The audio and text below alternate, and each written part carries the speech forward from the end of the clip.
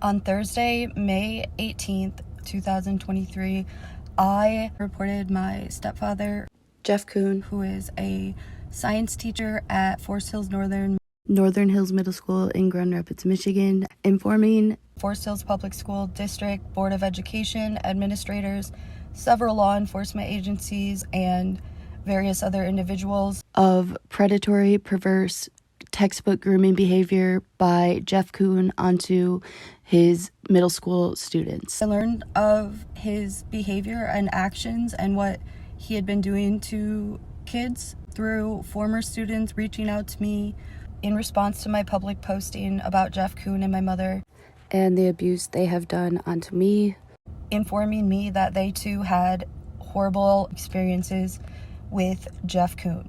So I just wanted to give a little update about what has transpired since then and where we're at. I sent the email at 8 a.m. and waited. Later that afternoon, my mom called my dad and told him to relay the message to me that my mom and Jeff Kuhn are entirely done with me, that I'm dead to them, essentially. Like, not that that would change anything. They've been dead to me for a while, but they also revoked my access to my sweet Bella, my 13-year-old dog that I absolutely adore.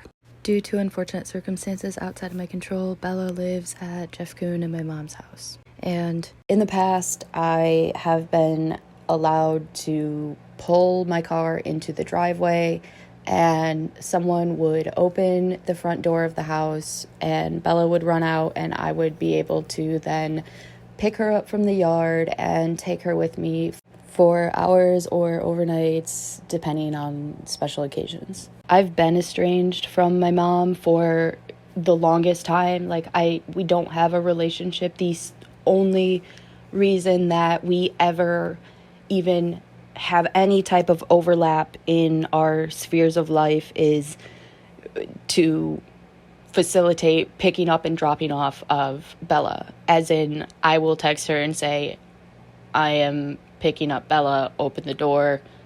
I am dropping off Bella.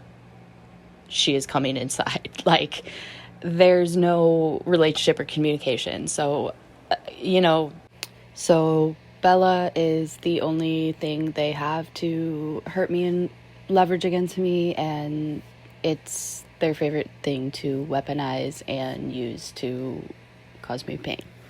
So that's why they're doing this. It serves absolutely no purpose other than to inflict deep pain and suffering onto me. So I knew I would be punished for doing this and, standing up for kids. There's standing up for myself, whatever it is, and doing the right thing. That's who Jeff Kuhn and my mom are. Like, they want obedience, silence, and control. It's not right, but I knew it was coming. So I'm not surprised in any way, but, it's still very painful, like, to be stripped of, access to my dog. So yeah, that was what happened day one. And then since then, I've learned that Jeff Kuhn is saying that none of it's true, that it's all made up, that the messages, nothing in them, there's not a single ounce of truth to it. He's innocent. And I don't know if they're even trying to go as far as to say, like, I faked the messages or made them up, but yeah, totally denying everything, like, everything in those messages. Anyone who has a brain that looks at them and reads them is like, yeah, that checks out. Like, but there is comedic value to the idea that Jeff Kuhn is running around on an I'm innocent, it's all lies campaign with my mom, because she is echoing that sentiment. Like, she is calling it all made up, all fake, all bullshit. Jeff never did any of that. Now, I'm not sure if my mom is covering for him or if she truly didn't know and is just in denial, like refusing to see the truth, but I don't have any knowledge or information that she was involved or knowledgeable of it, but I certainly can't vouch for her character in any way, shape, or form, so I don't know. Christina Neese, who's the Director of Human Resources at Forest Hills Public School District, sent me an email back on Wednesday, May 23rd, basically thanking me for providing the information and informing me that they had started an investigation into Jeff Kuhn, and she wanted the names of the people who shared their stories with me because I redacted them, and I'm not going to provide them. That's not my call. That's not my decision.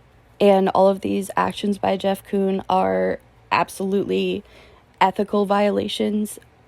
They are in total contrast to everything that the Forest Hills Public School, any school district, requires their teachers to abide by.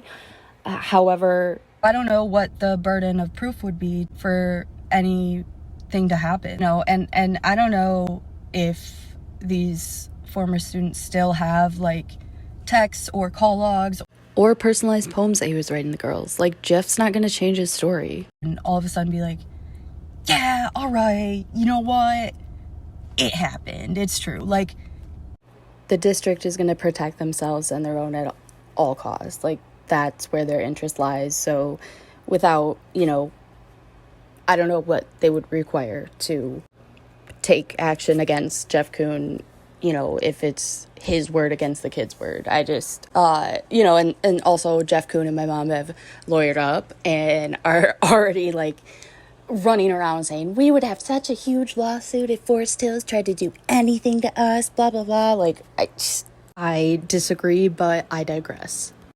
And then I also spoke at length with the Kent County Sheriff's Department deputy, who is the liaison for Forest Hills Northern. We had a good conversation. He told me he was going to talk to Jeff Kuhn and question him, and I told him that I'm aware that the threshold for being charged with a crime, it's, you know, usually generally physical contact, but that's not the point. I know that the information I'm providing isn't enough to, you know, necessarily successfully generate a slam dunk prosecution against this fucker. Like, but just because nobody has necessarily shared that there was physical contact with me does not mean that it didn't happen. I've personally experienced unwanted and unwelcome physical contact from Jeff Kuhn in a really just inappropriate and creepy setting. He like cornered me so I couldn't get away and got really close to me, like 2 inches from my face, and was talking to me, telling me to look me in the eyes, like I'm your stepfather, and, you know, then forcibly hugged me, tried to make me hug him back. I didn't. I just was totally freaked out and grossed out. My hands, I just kept them tight at my side, and I wasn't, you know, wearing a bra or anything. It was just really gross. Like, it was weird. And so, you know, it's not like he hasn't exhibited that type of behavior in the past. We might not have it right now, but, you know, the point is so that there is awareness and there is a record and there is a paper trail. Having this on record, having this information out there may serve as a beacon for other victims to feel empowered to come forward and share their stories. And it also helps if similar stories surface, if more reports come out, if more people speak up and share their stories.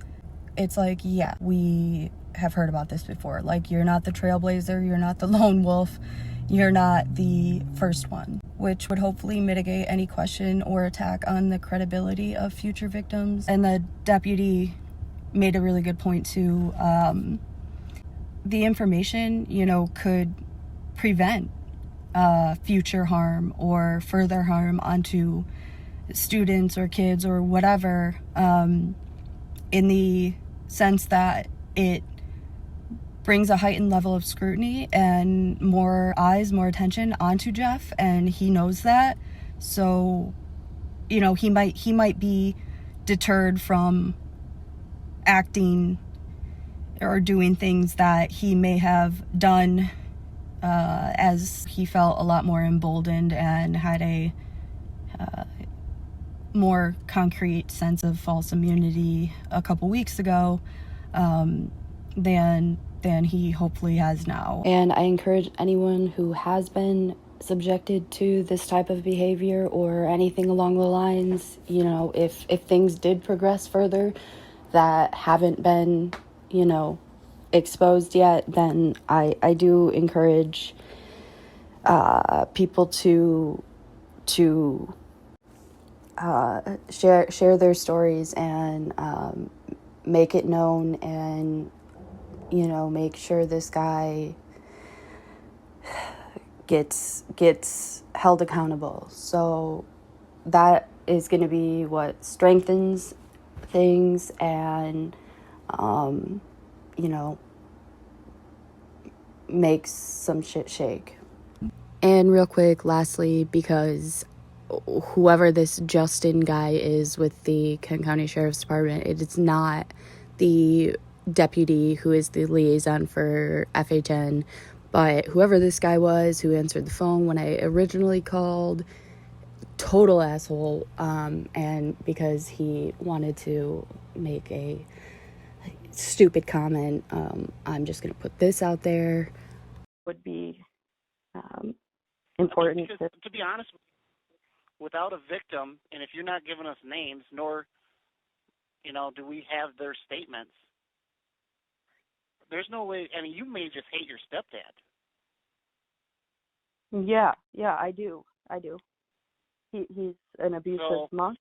Yes, but I wish I was just doing this due to the fact that I despise Jeff Kuhn, my stepfather, for the fact that he is a monster. He's a narcissistic, abusive, sociopathic monster. I would do this no matter who it was. I have middle school cousins across the state. If I was made aware and was provided information that a teacher in their building or district was doing this to them or other kids, you can bet your ass I would be storming in to law enforcement. I would be blowing up the board and administrators and doing the exact same thing. So, and I would hope that other people would feel compelled to do that as well.